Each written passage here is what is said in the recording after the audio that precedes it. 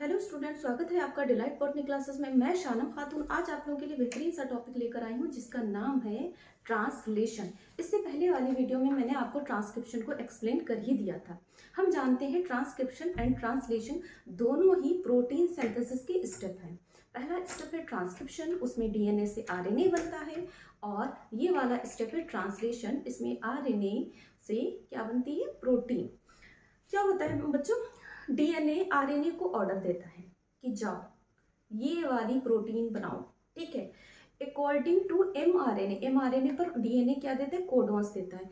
Codons के according ही proteins में amino acid का सीक्वेंस सिंथेसाइज हो जाता है, और इसी प्रकार से सारे प्रकार की प्रोटीन्स, सभी लिविंग ऑर्गेनिज्म में जितनी भी प्रोटीन्स बनती है वो सारी के सारी बन जाती हैं। और पिछली वीडियो में मैंने जेनेटिक कोड में आपसे डिस्कस ही किया था कि केवल 20 अमाइनो एसिड ही सभी प्रकार की प्रोटीन्स को बनाते हैं, बट उनका सीक्वेंस तो कौन अरेंज करवाता है, डीएनए। किसके द्वारा अरेंज करवाता है, आरएनए।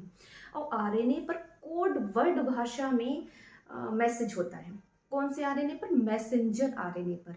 उसी को टीआरएनए ट्रांसलेट करके उसी के अकॉर्डिंग अमाइनो एसिड को ले जाकर वहां पे जोड़ता रहता है। बिल्कुल वैसे ही, बिल्कुल वैसे ही आपने मूवी वगैरह में देखा होगा, दिखाते नहीं, स्मगलिंग की एक बॉस होता है और उसके अंडर में वो किसी को भेजता है कोड वर्ड दे के कि इस कोड को बोलना। तो वो दूसरे बंदे से बोलता है, कोई भी कोड वर्ड होता है, जैसे मान लिया मैंने एक मूवी में देखा था कि आधी जो चप्पल होती है उसको काट के देता है और उसकी आधी दूसरे के पास में होती है, और वो उसको रिक्वायर्ड मटेरियल दे देता है। तो बिल्कुल वैसे ही एमआरएनए पर होते कोडॉन्स, टीआरएनए पर होते एंटीकोडॉन्स। एमआरएनए के कोडॉन्स के अकॉर्डिंग ही टीआरएनए अमाइनो एसिड को ले जाकर वहां पे, कहाँ पे, राइबोसोम पर बाइंड कर देता है। यही पूरी प्रोसेस को हम क्या बोलते हैं, ट्रांसलेशन। फटाफट आइए वीडियो देख लेते हैं। दूसरी बात यह है कि आपको नोट्स तो टेलीग्राम चैनल पे मिल ही जाएगा, लेकिन आप लोग वीडियो को देख लेते हो ना, आप कमेंट कर रहे हो ना, आप लाइक कर रहे हैं ना, आप शेयर कर रहे हैं, तो ये बताइए कि मज़ा नहीं आ रहा है भाई। थोड़ा सा आप कमेंट कीजिए, थोड़ा हम मोटिवेट हों कि फ्यूचर में हम आपके लिए और ज़्यादा काम कर सकें। कहते हैं ना, शिक्षा को एक ये जो बायोलॉजी है, ये जोलॉजी का टॉपिक है 3rd सेमेस्टर में, तो एक आपके पास में आसानी से हम प्रोवाइड करा सकें, ठीक है। तो लाइक कीजिए, कमेंट्स कीजिए और शेयर कीजिए। तो इसके स्टेप मैंने लिखे हुए हैं, उसके डायग्राम पे फोकस ज़्यादा कीजिएगा आप, और आप देखिएगा आपको सारी चीज़ें समझ में आ जाएंगी। बस आपको यही करना है कि पूरी आपको वीडियो देखनी है, और ये क्वेश्चन आने के चांसेस बहुत ज़्यादा हैं, ठीक है। आइए देखते हैं फटाफट। ट्रांसलेशन क्या है वो तो हम लोगों ने डिस्कस कर लिया। Formation of polypeptide chain. Polypeptide chain क्या होती है, प्रोटीन की, ऑफ एमाइनो एसिड। हम जानते हैं प्रोटीन किसका बना होता है, एमाइनो एसिड का, according to mRNA, known as translation, ठीक। अब इसमें स्टेप होते हैं, स्टेप कितने हैं, एक स्टेप है एक्टिवेशन ऑफ एमाइनो एसिड, दूसरा है transfer of activated amino acid on tRNA, तीसरा स्टेप है initiation of polypeptide chain, and चौथा है इलोंगेशन, एंड पांचवा है टर्मिनेशन। आप देख लीजिए 5 स्टेप। तो क्या बनाना है, प्रोटीन बनाना है। प्रोटीन किसका बना है, एमाइनो एसिड का बनता है। तो कुछ भी बनाने के लिए सबसे पहले हम उस मटेरियल को एक्टिवेटेड करेंगे जिसकी हमें ज़रूरत है। तो हमें किसकी ज़रूरत है, अमाइनो एसिड की ज़रूरत है। तो सबसे पहला हमारा स्टेप क्या है, एक्टिवेशन ऑफ एमाइनो एसिड। इसमें बच्चों लैंग्वेज लिखी हुई है नोट्स में, आप इस उसको देखिए, क्या बोलेंगे इसको। आपने केमिस्ट्री में बहुत से रिएक्शंस देखी होंगी, बायोलॉजी में थोड़ी सी मैनेज कर लीजिएगा। हमने डबल ए मतलब अमीनो एसिड को जब एटीपी जोड़ते हैं एक एंजाइम की प्रेजेंस में जिसका नाम है अमाइनो एसिड सिंथेटेस, तो अमाइनो एसिड एक्टिवेटेड रूप में आ जाता है, वो बन जाता है एएमपी एंजाइम कॉम्प्लेक्स। यही हमारा एक्टिवेटेड अमाइनो एसिड है, और 2 फॉस्फोरस जो है वो रिलीज हो जाते हैं। तो फर्स्ट सिस्टम में हमने यही लिखा है कि अमाइनो एसिड पर ATP amino acid synthetase enzyme की प्रेजेंस में जुड़ जाने से ये एक्टिवेटेड फॉर्म में आ जाता है। उसके बाद क्या होगा, अभी इसको हम डायग्राम से टैली करवाएंगे। उसके बाद क्या होगा, ये जो एक्टिवेटेड अमाइनो एसिड है इसको टीआरएनए पिक कर लेगा जाके। भाई कोई कच्चा पदार्थ है वो एक्टिव हमने ले लिया, हमें बिल्डिंग ही बनाना है, तो हमने सीमेंट ऑर्डर किया है, मतलब तो उसको लेने के लिए कोई ना कोई तो जाएगा, कोई व्हीकल जाएगा, कोई ट्रक जाएगा, तो उसको लेने के लिए कौन जाता है? टीआरएनए। ठीक, तो ऐसी एक्टिवेटेड अमाइनो एसिड को लेने के लिए कौन गया? टीआरएनए। ये तो हमारा एक्टिवेटेड अमाइनो एसिड कॉम्प्लेक्स है और किस पे जुड़ जाएगा जाके? टीआरएनए पे। ये गया, जुड़ गया, एक्टिवेटेड अमाइनो एसिड टीआरएनए बन गया। क्या बन गया? एक्टिवेटेड अमाइनो एसिड टीआरएनए पे जुड़ गया तथा एएमपी एंड एंजाइम जो है वो रिलीज हो गए। एएमपी एंजाइम तो इसलिए आए थे ना, अमीनो एसिड को एक्टिवेट करके टीआरएनए तक पहुंचाने के लिए। ठीक, उसके बाद क्या हुआ? उसके बाद दूसरी तरफ भी काम चल रहा है। दूसरी तरफ कहते हैं ना बिल्डिंग बनाने वाला आ गया है। बिल्डिंग कौन बनवाएगा? एमआरएनए। एमआरएनए ऑर्डर देगा ना कि ऐसे ऐसे अमीनो एसिड के सीक्वेंस में लगाओ। तो इसमें स्टेप की बात है इनिशिएशन ऑफ पॉलीपेप्टाइड चेन। दूसरी तरफ एमआरएनए निकल के छोटी यूनिट पे जुड़ जाएगा और टीआरएनए अपने अमाइनो एसिड को लेकर उस एमआरएनए पे बाइंड हो जाएगा और सबसे पहला मतलब इनिशिएशन कॉम्प्लेक्स बन जाएगा। इस स्टेप को हम यहीं तक रोक देते हैं। हम अब डायग्राम में चलते हैं क्योंकि ये वाले स्टेप आपको डायग्राम से समझ में आएंगे। ठीक, देखिए हम लोगों ने ट्रांसक्रिप्शन में पढ़ा था कि डीएनए के टेम्पलेट पे जो टेम्पलेट होती है 3 to 5' उस पे क्या बन जाता है? आरएनए। और ये यूकैरियोट की बात करें या प्रोकैरियोट की बात करें, ठीक है, अगर ये यूकैरियोट है तो न्यूक्लियस के अंदर से बनेगा, अगर ये प्रोकैरियोट है तो साइटोसोल में ही डीएनए पर बन जाएगा। ठीक है, तो देखिए ये डीएनए के टेम्पलेट पे क्या बन गया है? इसको मैंने दिखाया कि ये क्या बन गया है? ये बन गया है एमआरएनए। ये एमआरएनए बन के बाहर निकला। ठीक, ये एमआरएनए बन के बाहर जब आता है तो उसके सबसे पहला कोडॉन होता है एयूजी या फिर जीयूजी। कौन सा होता है? एयूजी या फिर जीयूजी। ऐसे ये एमआरएनए है, इसका सबसे पहला कोडॉन होगा एयूजी अथवा जीयूजी। लेकिन लास्ट में कोडॉन हमेशा टर्मिनेशन कोडॉन ही होगा। टर्मिनेशन कोडॉन्स कौन कौन से होते हैं? आपने पढ़े हैं, मैंने जेनेटिक कोड में पढ़ाए थे, या तो यूएए, यूएजी, यूजीए, जिनका नाम है ओखर, अंबर, ओपल। क्लियर? उन तीनों में से कोई एक आएगा, वही उसी के कारण चेन की जो पॉलीपेप्टाइड चेन की सिंथेसिस है वो रुक जाएगी। तो हमने एमआरएनए दिखाया है, एमआरएनए हमेशा 5' to 3' बनता है और ये जैसे ही बन के निकलेगा वो राइबोसोम की छोटी यूनिट पर जुड़ जाएगा। हम लोगों ने राइबोसोम तो पढ़ा है ना, राइबोसोम की एक छोटी यूनिट होती है और एक बड़ी। ये छोटी और ये बड़ी, ये आपस में तभी जुड़ती हैं जब इनको प्रोटीन सिंथेसाइज करना होता है, अदरवाइज ये दोनों आपस में जुड़ी नहीं होती हैं, अलग अलग होती हैं। अगर आपके यहाँ एग्जाम में प्रोकैरियोट का ट्रांसलेशन पूछा गया है तो आप छोटी यूनिट का नाम दिखाएंगे 30S, और अगर आपके यहाँ यूकैरियोट का ट्रांसलेशन पूछा गया है तो आप इस छोटी यूनिट का नाम बताएंगे 40S, क्योंकि हम जानते हैं राइबोसोम की यूकैरियोट में छोटी यूनिट होती है 30 और बड़ी होती है 50, और प्रोकैरियोट में होती है छोटी 40 और बड़ी यूनिट होती है 60। Is it clear? इतना समझ में आ रहा है? और ये जो छोटी यूनिट है इसमें 3 पॉइंट होते हैं, एक ई, एक पी और एक ए। E4 होता है एग्जिट साइट, P4 होता है पेप्टाइडल साइट, A4 होता है अमीनो एसिड साइट। क्लियर? जैसे ये एमआरएनए जुड़ा है, कहीं जाता है एमआरएनए काम कराने, वहां पॉइंट होंगे ना कि यहाँ पे ये काम होगा, यहाँ पे ये काम होगा, यहाँ पे ये काम होगा। तो छोटी यूनिट में तीनों जगह पे अलग अलग काम होते हैं, तो इसी के अकॉर्डिंग इनके सबके EPA। क्लियर? एमआरएनए जब जाता है छोटी यूनिट पे जुड़ जाता है जाके, तो पहला कोडॉन AUG होता है। ठीक, ये एमआरएनए और छोटी यूनिट, इसको हम 40S भी कर सकते हैं क्योंकि रिएक्शन में हमने 40S दिखाया, तो हम क्या करते हैं इसको 40S। ठीक, 40S या 30S दोनों कर सकते हो, जैसा आपका अकॉर्डिंग टू योर क्वेश्चन। ठीक, अब देखिए, अभी हमने पहले स्टेप की जो बात की थी, पहले स्टेप समझिए। एमआरएनए भी डीएनए से बन के निकलता है, टीआरएनए भी डीएनए से निकल के बनता है। ये है अमीनो एसिड जो इनएक्टिवेटेड रूप में पड़े होते हैं। इन पर जब एटीपी जुड़ जाता है तो ये क्या बन जाते हैं? एक्टिवेटेड। पहला स्टेप देखिए कंप्लीट हो गया, ये डायग्राम से हमने शो कर दिया। पहला स्टेप क्या था? अमीनो एसिड प्लस एटीपी, और ये क्या हो जाते हैं? एक्टिवेटेड। आपने ऐसे डायग्राम में रिप्रेजेंट कर देना है। उधर से टीआरएनए बन के निकला, ये कैसा टीआरएनए है, अनलोडेड। फिर ये एक्टिवेटेड अमाइनो एसिड इस अनलोडेड टीआरएनए पर जाके जुड़ जाएंगे और ये टीआरएनए कैसा हो जाएगा, लोड। क्लियर, दूसरा वाला स्टेप कंप्लीट हो गया, transfer of activated amino acid on tRNA. Clear, इतना समझ में आया। अमाइनो एसिड को हम कैसे रिप्रेजेंट करें, AA1, AA2, AA3, AA4।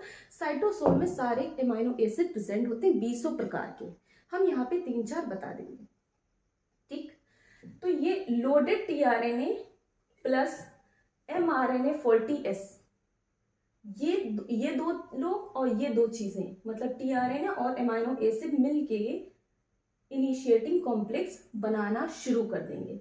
ये mRNA छोटी यूनिट पे जुड़ा है, टीआरएनए के ऊपर होते एंटीकोडॉन और वो उसी एंटीकोडॉन की सहायता से इस कोड को ट्रांसलेट कर लेता है और समझ जाता है कि हमें सबसे पहले अमाइनो एसिड को लेकर जाना है। सबसे पहला अमाइनो एसिड होता है मेथियोनिन। प्रोकैरियोट में ये अमाइनो एसिड होता है फॉर्मिल मेथियोनिन। तो आप देख सकते हो ये भाई ये है mRNA जुड़ा है, ये लोडेड टीआरएनए यहाँ पे गया और अगले स्टेप में हमने इसको जुड़ा हुआ दिखा दिया। अगर mRNA पर सीक्वेंस होगा AUG तो टीआरएनए पर होगा UAC, जस्ट अपोजिट। और टीआरएनए सबसे पहला अमाइनो एसिड लेके आ जाएगा। इतना समझ में आया। तो 40S mRNA plus tRNA methionine. ये देखिए इनिशिएटिंग कॉम्प्लेक्स में हमने पहली रिएक्शन क्या लिखी है, 40S mRNA, 40S mRNA plus किससे जुड़ गया है, एक्टिवेटेड टीआरएनए जिसके ऊपर अमाइनो एसिड जुड़ा, ये सब जुड़ जाएंगे। अब कुछ फैक्टर इनमें काम करते हैं, F2, F3 और GTP के प्रेजेंस में ये सब जुड़ के ये सब जुड़ गए। उसके बाद जैसे टीआरएनए पहला अमाइनो एसिड लेके पहुंच जाता है तो जस्ट ये लार्जर सब यूनिट राइबोसोम की, कौन सी, राइबोसोम की लार्जर सब यूनिट। प्रोकैरियोट है तो 50 एंड यूकैरियोट है तो ये क्या कौन सी होगी, 60S। डन, 60S तुरंत आके जुड़ जाती है। ये काम चल रहा था, अब तुरंत आके ये 60S भी यहाँ पे आके जुड़ गई। ठीक, इसी को ही हम बोलते हैं इनिशिएटिंग कॉम्प्लेक्स।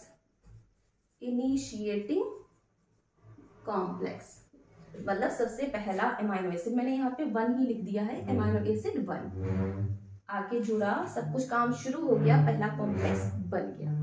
एक चीज ध्यान रखिएगा, पहला जो कॉम्प्लेक्स है वो पी साइड पे आता है टीआरएनए, उसके बाद जितने टीआरएनए आएंगे वो ए साइड पे आएंगे। ठीक, और पी साइड पे इनमें पहले अमाइनो एसिड का दूसरे अमाइनो एसिड के बीच पेप्टाइडल बॉन्ड बन जाएगा और ई साइड से टीआरएनए उस अमाइनो एसिड को यहाँ पे छोड़ के ही बाहर निकल जाएगा। ठीक है, अभी इसको डिस्कस करेंगे। इतना समझ में आ रहा है, इतना समझ में आ रहा है। ये इनिशिएटिंग कॉम्प्लेक्स है, इसके बाद अगला अमाइनो एसिड आएगा, फिर एक और आएगा, फिर and so on 2, 3, 4, 5 amino acid आते रहेंगे, जुड़ते रहेंगे यहाँ पे। तो इसी स्टेप को हम क्या बोलेंगे, एलोंगेशन। क्या बोलेंगे, एलोंगेशन। और इसमें यही हम लिखेंगे कि ए साइड पे टीआरएनए नए अमाइनो एसिड को लेकर आता है, पी साइड पे पहले अमाइनो एसिड और दूसरे अमाइनो एसिड के बीच में पेप्टाइडल बॉन्ड बन जाता है, एंड ई साइड से, ई फॉर एग्जिट साइड से टीआरएनए बाहर निकल जाता है। इस प्रकार से पॉलीपेप्टाइड चेन का एलोंगेशन होने लगता है। जितना डीएनए ने ऑर्डर दिया होगा कि 50 अमाइनो एसिड की चेन बनना है, 60 अमाइनो एसिड की चेन बनना है, 100 अमाइनो एसिड की चेन बनना है, उतनी बनती रहेगी। एंड इन लास्ट कंडीशन, जैसे ही चेन टर्मिनेशन कोडॉन आ जाते हैं, जो 3 होते हैं, उन तीनों में से कोई एक आ जाएगा, वैसे ही पॉलीपेप्टाइड चेन बनना बंद हो जाएगी। उस घटना को हम क्या बोलेंगे, स्टेप को टर्मिनेशन। क्लियर। और टर्मिनेशन में कौन कौन से कोडॉन, जैसे मैंने लास्ट में यहाँ पे क्या लिखा, UAA, ये लास्ट में आएगा और चेन बनना बंद हो जाएगी। बस इट्स कंप्लीट नाउ। चलिए अब मैं थोड़ा सा आप लोग डायग्राम को देखिए। अभी मैं अब आपको जैसे इतना तो आपको इनिशिएटिंग कॉम्प्लेक्स तो एटलीस्ट एग्जाम में बना देना है, आपको हो जाएगा आपसे। फिर उसके बाद मैं अभी इलोंगेशन का एक डायग्राम आपको दिखा रही हूँ, और टर्मिनेशन पे कोई भी, ये जो टर्मिनेशन वाला कोडॉन जो है ये किसी भी किसी भी टीआरएनए को नहीं बुलाता है, मतलब किसी भी अमाइनो एसिड को कोड नहीं करता है, इसीलिए पॉलीपेप्टाइड चेन की सिंथेसिस रुक जाती है। तो आप अगर आपके एग्जाम में ट्रांसलेशन क्वेश्चन आए तो ये सारे स्टेप आप लिख देंगे, नोट्स आपको मिल जाएंगे, और इतना एटलीस्ट इतना डायग्राम आपको बना देना है। एक्टिवेटेड, यहाँ पे ये सिंपल अमाइनो एसिड एक्टिवेट हुए, टीआरएनए पे लोड हुए, एमआरएनए डीएनए से बन के निकला, पहले छोटी यूनिट पे जुड़ा, जैसे ही वो छोटी यूनिट पे जुड़ गया वैसे टीआरएनए पहुंच गए। होता है नहीं, जैसे बैंक खुला वैसे ही पैसे निकालने वाले आ जाते हैं, मतलब काम शुरू हो जाता है ना। टीआरएनए पहुंच गए किसको लेकर, पहले अमाइनो एसिड को लेकर इस साइड पे, पी साइड पे, और तुरंत बड़ी यूनिट भी आके जुड़ गई। और एक और हाँ बात आपको बताना भूल गए, और जैसे जैसे कोड होता रहता है, जैसे वाली AUG कोड हो गया तो mRNA आगे बढ़ गया, फिर और आगे बढ़ गया, ऐसे ऐसे mRNA आगे बढ़ता रहता है। राइबोसोम और mRNA का रिलेटिव मूवमेंट होता रहता है कि mRNA जो है वो आगे बढ़ता रहता है, और साथ ही क्या बोलते हैं, जब यहाँ तक ये वाला कोडॉन जब यहाँ पे आ जाएगा तो प्रोटीन की सिंथेसिस रुक जाएगी। एक बार इसको आप देख लीजिए, अभी आगे कंटिन्यू करते हैं।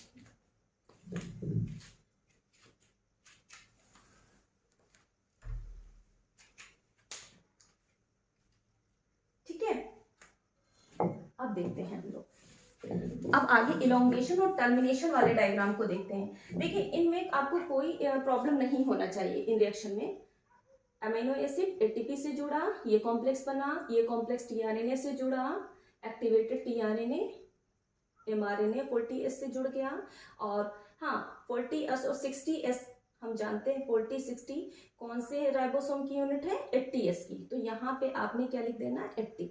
अगर प्रोकैरियोट बताना है तो आप इसको 30 एंड 50 करके यहाँ पे 70 बता देंगे। ये हो जाएगा इनिशिएटिंग कॉम्प्लेक्स। ठीक, चलिए आगे के डायग्राम में फोकस बता रही हूँ आपको किस तरीके से। थोड़ा सा वीडियो लंबी हो जाती है, लेकिन आप लोग थोड़ा सा कहते हैं पेशेंस रखें और क्वेश्चन को प्रिपेयर करने की कोशिश करें। देखिए यहाँ पे इसको उठाते हैं,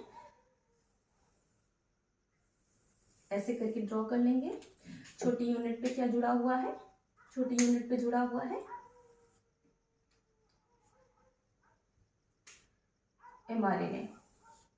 mRNA किसको लेके जुड़ा है, AUG। अगला कोडॉन कोई सा भी हो सकता है, चलिए मैं UU मान लेती हूँ। ठीक, यहाँ पे टीआरएनए पहले अमाइनो एसिड को तो लेकर ही आया था। पहला अमाइनो एसिड कौन सा था, मीथियोनिन, प्रोकैरियोट में फॉर्मिन मीथियोनिन। ऐसे ही दूसरा टीआरएनए दूसरे अमाइनो एसिड को लेकर आएगा। ठीक, 5 to 3', ये पी साइड, ये ए साइड और ये एग्जिट साइड। जब ये ट्रांसलेट हो जाएगा, और मान लिया यहाँ पे ट्रिपल सी मैंने दिखा दिया, ट्रिपल सी कोड करता है प्रोलीन को, ठीक, ट्रिपल यू कोड करता है फिनाइलएलानिन को। जेनेटिक कोड तो आपने पढ़ना ही पढ़ना है, तो आप दिखाते रहेंगे। तो ये जो है ये mRNA ऐसे जब ये कोड हो जाएगा तो ये mRNA और आगे बढ़ जाएगा। अच्छा, लास्ट में हमारा क्या है, UAA। ठीक है, जब mRNA और आगे बढ़ा तो AUG कहाँ पे आ गया, यहाँ पे, और उसके साथ ही क्या जुड़ा हुआ था, tRNA। AUG यहाँ पे आया तो ट्रिपल यू कहाँ पे आ गया, यहाँ पे। ट्रिपल सी कहाँ पे आ गया, ट्रिपल सी आ गया ए साइड पे, और यहाँ पे क्या आ गया, UAA, ये 3'। मतलब 3 टीआरएनए आके मैंने दिखा दिए हैं। अच्छा, ये जो निकलने वाला टीआरएनए होता है, अच्छा यहाँ पे कौन सा अमीनो एसिड आ जाएगा, 2। यहाँ पे कौन सा अमीनो एसिड आ जाएगा, 3 नंबर का। तो दूसरे वाले अमाइनो एसिड और पहले वाले अमाइनो एसिड के बीच में पेप्टाइडल बॉन्ड यहाँ पे बन जाता है, क्योंकि हम जानते हैं अगर आपको अमीनो एसिड का थोड़ा सा भी फॉर्मूला याद हो तो अमीनो एसिड के पास में 2 ग्रुप होते हैं, एक अमीन ग्रुप H2NH2, एक होता है कार्बोक्सिलिक ग्रुप। ये हो गया पहला अमीनो एसिड, फॉर एग्जांपल दूसरा अमाइनो एसिड हमारा क्या है,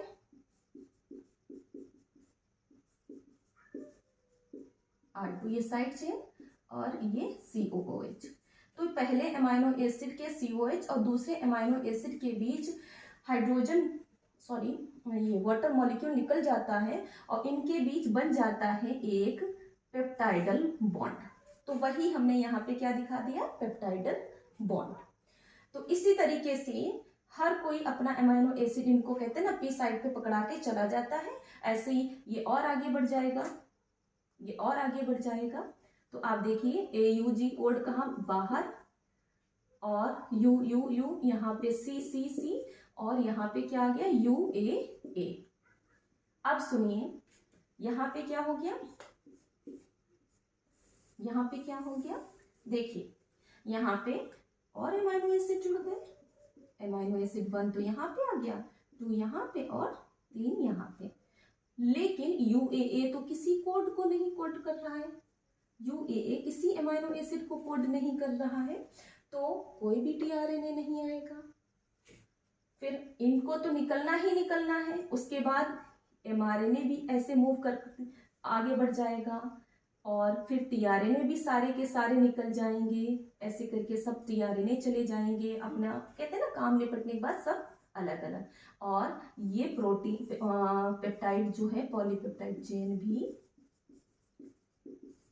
रिलीज हो जाएगी, ये पॉलीपेप्टाइड चेन रिलीज हो जाएगी। लास्ट में टर्मिनेशन में मैंने यही नोट्स में लिखा है कि टर्मिनेशन कोडॉन आ जाने के बाद में पॉलीपेप्टाइड चेन की जो सिंथेसिस है वो रुक जाती है और mRNA भी निकल जाएगा, tRNA भी निकल गए और राइबोसोम की दोनों यूनिट्स भी अलग अलग हो जाती हैं तथा पॉलीपेप्टाइड चेन भी रिलीज हो जाती है।